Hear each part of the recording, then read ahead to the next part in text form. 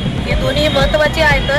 तर वाशिम जिल्ह्यामध्ये एवढी गौ तस्करी सुरू आहे, एवढी जास्त बाहेरून येत आहे आणि कोणाचं त्याच्याकडे लक्षात नाही। तर ही जी तुम्हाला दिसत आहे ती सगळी मुलं ही रात्रंदिवस गौरक्षा करतात, गौवंशाला वाचवण्याचा प्रयत्न करतात, वाचवतातही, इथपर्यंत आणतातही आणि इथून पुढे त्यांचं काय होते हे बऱ्याच वेळा माहीत पडत नाही। तर आमची विनंती आहे प्रशासनाला की रात्रंदिवस आमची मुलं गौरक्षण करतात आणि याच्या पुढची जी कारवाई आहे ती त्यांना समाधानकारक झालीच पाहिजे।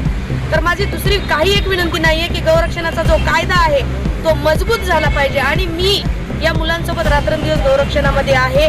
विनंती हेच आहे की यांच्या जीवाची रक्षा आणि गायीची रक्षा ही दोन्हीही झाली पाहिजे। आणि मी असं बऱ्याच गोष्टी आपल्या मंगळूरमध्येही ऐकल्या की गौरक्षण इथूनही व्यवस्थित नाही आहे आणि इथून गायी बऱ्याच तस्कर होत आहेत।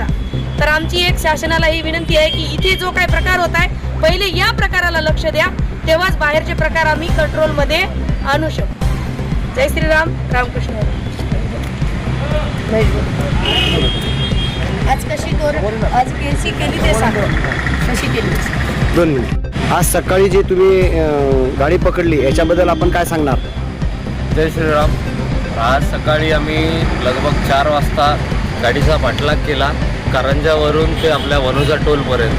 तर पाठलाग करत असताना अशा काही घटना झाल्या की ऑलमोस्ट आम्ही आमच्या अंगावर गाडी होत होती, आमची गाडी पलटी होत होती, त्यानं हत्यार पण काढले होते, आमच्या गाडीवर पाईप पण फेकले होते, पण तरी आम्ही गौरक्षक आम्ही कोणाला घाबरत नाही। आम्ही फक्त आमच्या गौमातेची सेवा करायची आणि गौमातेला जर राष्ट्रमाता म्हणतो आम्ही त्याला माय म्हणतो, तर आम्ही मायेचं रक्षण करणारा आम्ही सक्षम समजतो स्वतःला। आम्ही कोणाला घाबरत नाही, जरी किती पाईप आले, जरी किती गाड्या आल्या, मेलो तो मायेसाठी, जिथं राहिलो तरी मायेसाठी।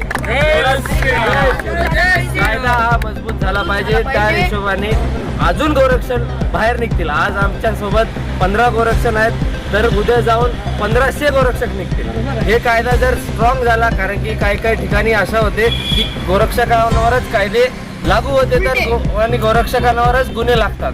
तर त्यामुळं काय होते, जे गौरक्षक आहेत त्यांचा मनोबळ खचला जातो। हे असं झालं नाही पाहिजे। जर सरकार आपल्याला मदत करत आहे तर सक्षम मदत करावी। आमच्यावर जर गुन्हे होत असतील तर आम्ही काही कोणत्या चोरी झपाटी नाही करत आहोत की कोणत्या बहिणीचं आम्ही हे नाही करत आहे की काय वैश्याच्या इथे आम्ही नाही जात आहोत, आम्ही आमच्या गोमाता वाचवत आहोत। जर आमच्याच्यानं जर तुम्हाला काही प्रॉब्लेम होत असेल तर हे अपमान आहे आणि प्रोटेक्शन हे मिळालंच पाहिजे गौरक्षकांना।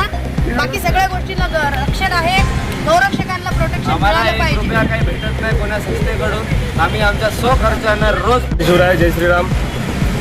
मी प्रशासनाला आवाहन करतो की आमच्या गौरक्षकांना काहीतरी सेफ्टी असायला पाहिजे, जेणेकरून आम्ही गौरक्षण करतो तर आम्हाला समाधानकारक भेटलं पाहिजे। आम्ही प्रशासनाला विनंती करतो आणि गेल्या 3 दिवसात आम्ही 2 कारवाया केल्या, जवळपास अशा कारवाया केल्या की ज्या गाडीमध्ये तीन गोमाता पाहिजे असतात त्या गाडीमध्ये 10-10, 12-12, 15-15 गोमाता कोंबून ठेवल्या जातात आणि त्यांना आम्ही वाचवण्याचा प्रयत्न करतो। आणि वाचवताना हे लोक समोर फिल्डिंग करतात, आम्हाला थांबवायची, आम्हाला मारायची, आम्हाला मारण्याचा प्रयत्न करायची, हे लोक फिल्डिंग करतात। ही फिल्डिंग आम्ही या फिल्डिंगला न घाबरता आम्ही समोर जातो, आम्ही आमच्या गोमातेला वाचवण्याचा प्रयत्न करतो।